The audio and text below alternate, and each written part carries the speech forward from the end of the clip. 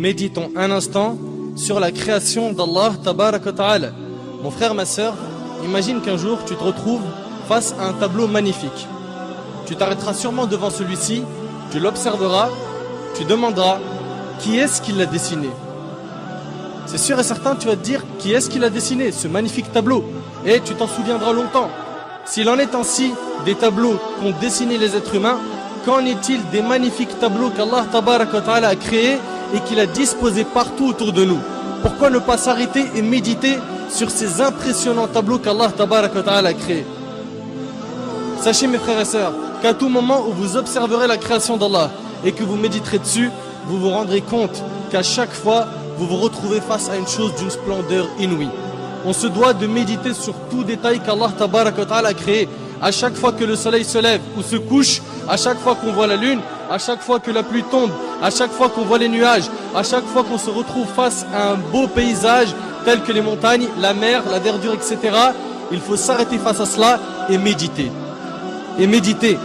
Regardons chaque détail du corps humain. Nos mains, nos poils, nos yeux, etc. Et méditons. Chaque plante, chaque oiseau, chaque papillon, chaque feuille d'arbre. Méditons.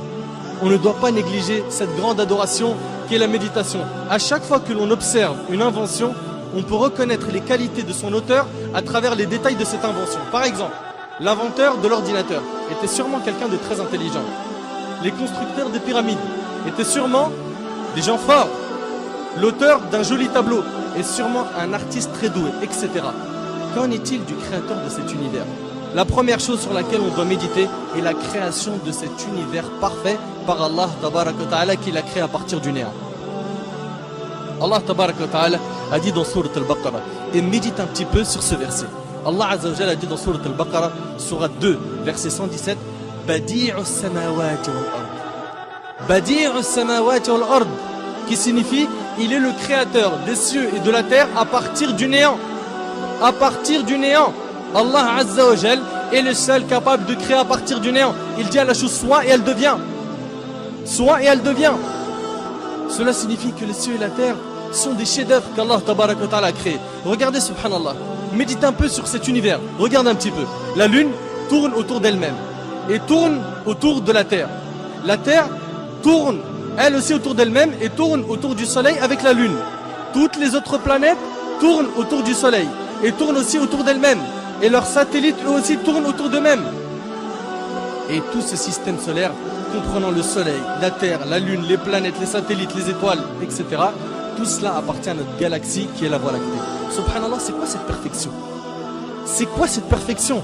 La méditation sur la création d'Allah Tabarak wa Ta'ala va donc nous aider à laver nos cœurs. Si tu observes la mer par exemple, combien de gouttes d'eau y a-t-il dans ces mers et ces océans? Comment cela se fait-il qu'il y a certaines mers qui ne se mélangent pas alors qu'elles se rencontrent? Comme dans le détroit de Gibraltar. Comment cela se fait-il qu'elles ne se mélangent pas? Et pourquoi l'eau salée de cette mer qui s'évapore puis qui se transforme en nuage et nous parvient n'est-elle plus salée? L'eau de la pluie.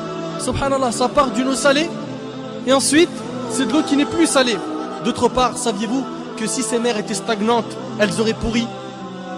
Tout cela prouve une chose, c'est qu'Allah Azza wa Jal a tout organisé à la perfection. Et puis dans la mer, regardez la variété et l'énorme nombre de créatures sous-marines. Médite un petit peu sur les poissons. Regarde, subhanallah, leur couleur. Regarde un petit peu comment ils sont, leur taille, leurs yeux, leur mode de vie. Regarde tous ces poissons, subhanallah, ils sont tous nourris. Tous ils mangent à leur faim. Médite, médite, médite sur les montagnes, le soleil, les animaux. L'essentiel est de méditer sur la création d'Allah Tabarak wa Ta'ala. Abu Sulaiman, rahimahullah, a dit, habituez vos yeux aux larmes et vos cœurs à la méditation. Habituez vos yeux aux larmes et vos cœurs à la méditation. Mes frères et sœurs, je sais que cette adoration était ignorée par un grand nombre parmi nous. Faisons-la revivre afin d'améliorer notre relation avec Allah Tabarak wa Ta'ala.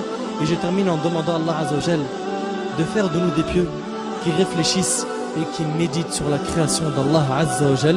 هذا ما أعلم والله عز وجل أعلى وأعلم سبحانك اللهم وبحمدك أشهد أن لا إله إلا أنت أستغفرك وأتوب إليك وبارك الله فيكم وجزاكم الله خير والسلام عليكم ورحمة الله وبركاته.